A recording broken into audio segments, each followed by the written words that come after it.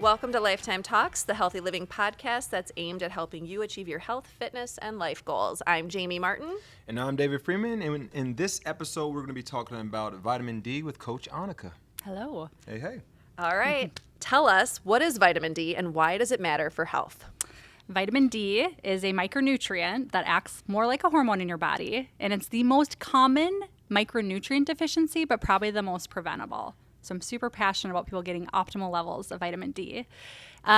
It works for a lot of things as far as metabolism goes, and if your levels are not optimal, you actually raise your risk of dementia, diabetes, getting sick like the flu, bone loss, all sorts of things. So it is a very hot topic in the nutrition world when we're talking micronutrients.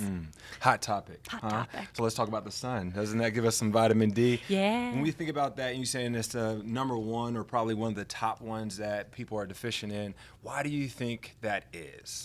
I do think we are not outside enough anymore because we all fear the sun. But that, as far as the best sources of vitamin D, it is actually your own production from getting exposure to the sun without sunscreen, though. So usually what we'll say is twice a day for 10 minutes with no sunscreen is your optimal way to produce optimal levels of vitamin D. And then, of course, for a lot of people, supplementation becomes a necessity because where they live, how far away they are from the equator, these northern climates like Minnesota where it's cold 7 to 8 months a year and it's hard to get outside, we're usually more likely to be deficient and not have optimal levels. Would you say liquid or capsule form as far as when the supplementation? You know what? Either or. Okay. So we do both in our house because I have little kids. Okay. And especially during cold and flu season, I usually give them a little bit more vitamin D to act as a preventative. So they do liquid. But capsule form for I was going to say parents, but adults is generally fine. Okay. The liquid is nice because you can be a little bit more prescriptive with your dose, which we'll talk about how much is optimal for most people. But if you've measured your levels, you know you need 6,000 a day and the capsule's 5,000, liquid would give that more readily available. So you can decide what you need. Right. So how do we check our vitamin D levels and how often should we check? Yeah, so I'm a fan of twice a year. So I always say after the sunny month, so after summer is over, it's a really good time to say, hey, how did I do with my own production, especially in the warmer weather? And then after the coldest months of the year. So usually for my clients up here in Minnesota, it's the fall and then early spring. It's right after the winter period, they'll say check it. You can ask your doctor. That is a test. I feel like they are more common checking more preventatively. Otherwise, at Lifetime, we also have lab panels that include vitamin D as well. And we usually have this connection from vitamin D and calcium. You usually hear them both together. And when I think of calcium, I think of bones, I think of teeth, so on and so forth. So can you correlate that relation to both vitamin D and calcium? Yeah, so if one is off, sometimes the other one will follow. Otherwise, the other one can't do what its job is. That's what micronutrients are really hard. And it's rare that we will tell people to supplement micronutrients individually without testing or making sure we look at the other ones in addition. So calcium is often caused for bone health, right, and your storage. And what's interesting is vitamin D, as far as food sources, there's not many. But back in the day when we would drink whole milk, that was way more common.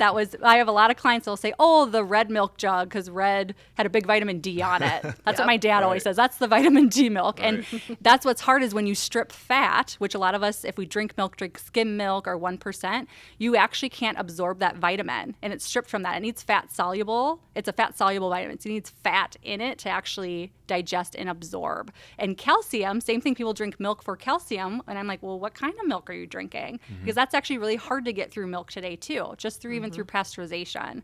So I always tell people there's other forms of that, such as broccoli and a lot of the leafy greens have calcium in it too. But that's when I will not recommend supplementing unless you check your levels and know how your body's absorbing it. And that one actually absorbs better with magnesium attached to it. So the three kind of work hand in hand together. Go together. So let's talk about vitamin D levels because there is some debate around what's optimal. So what do you view as optimal vitamin D levels and why? Yeah, so I will say what I was always trained by naturopathic physicians and what I've seen people is 60 to 80 on the scale. And usually the diagnosis scale will say 30 to 100.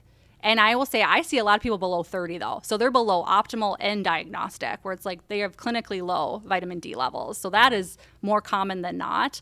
Maybe I'll see someone sub 60 but above 30, but we always talk like, how often do you get sick? You'd be surprised the correlation with that. And that's something I ask my clients is, if you feel like you're getting more than 2 colds a year, like you're constantly getting the next bug, you should check your vitamin D, because there's a big, I would hypothesize that you're likely to have a lower than optimal or even clinically low level if you're getting sick too often. Let's talk about the immunity, because that's something that you talked about. You give it to your girls in the colder months, and when it's a little bit more prevalent as far as colds and whatever else might be going on. So what exactly is vitamin D doing? And I know you kind of tapped on it a little bit, but what exactly is vitamin D doing to prevent the sickness that might be coming upon us? Well, it kind of works hand in hand with a few other things. So you have a gut, right, or an immune system, where in your gut, 70% of your immune system lives there. So vitamin D kind of works hand in hand with that. But ideally, if you have optimal levels, your body's immune system won't be on, it's kind of flight or fight mode a lot of the time. So if you're giving enough nutrition, because it still works as a nutrient, with a fat-soluble nutrient, but the hormone itself activates, it's called a pro-hormone, because it activates all these other hormones in your body tied to your immune system, tied to your bones, tied to your sex hormones, a lot of things. So I tell people, if that's deficient and your other hormones can't pull from that or aren't able to rely on that to do their job, that's when it all kind of falls off.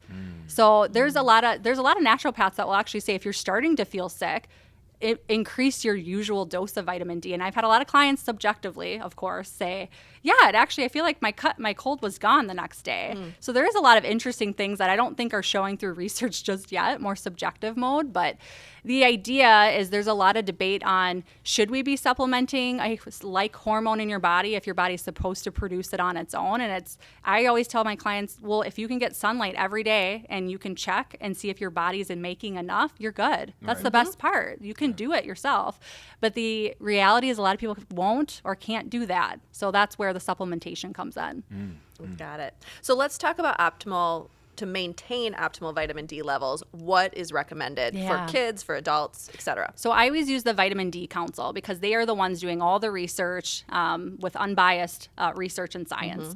And so what they suggest is, for kids, you have to base it off of weight. So it's 1,000 IUs for every 25 pounds of body weight. So it's a really good way. And a lot of really great kid multivitamins will have 1,000 in it usually. So I always tell people, you might need to add more, or you might get enough in your current multivitamin if it's a high quality absorbable form. For adults, they've suggested 5,000, and that's changed in the last 5 to 10 years, because when I entered nutrition, it was maybe 1,000 a day for adults. So that's radically changed based off of our population and what measurements are saying. So ideally 5,000 per day, but check your levels, because I have clients, again, we live in a colder population, but during the winter they might take 10,000 a day to feel good, because it can actually help with energy and stuff too. So a lot of people will feel their vitamin D. There could be other things going on. They'll be like, I feel like maybe I need to check my vitamin D. But it's a huge part, even with blood pressure. It feeds what we call the angiotensinogen system that regulates your blood pressure too. So just check it. That's what I would say. It's connected to so many biological functions, so many things. I want to focus on keeping it simple and seamless for our listeners to absorb the vitamin D. See what I did there? All right. So if you were to think of a sport, right? Are you all the positions for football? Maybe. No? I don't know. Let's go Try with me. it. Let's go with it. Okay. If vitamin D was a position within the sport of football, what role would it play? Quarterback, because it's telling what everyone else to do. I knew that one. Yes. Hey. She's got it. QB. I'm the head coach, though. Oh, I like that. Kidding. I like that. I love it. All right, Anika, that was quick hit on vitamin D. Love it. Thanks for being here. You bet.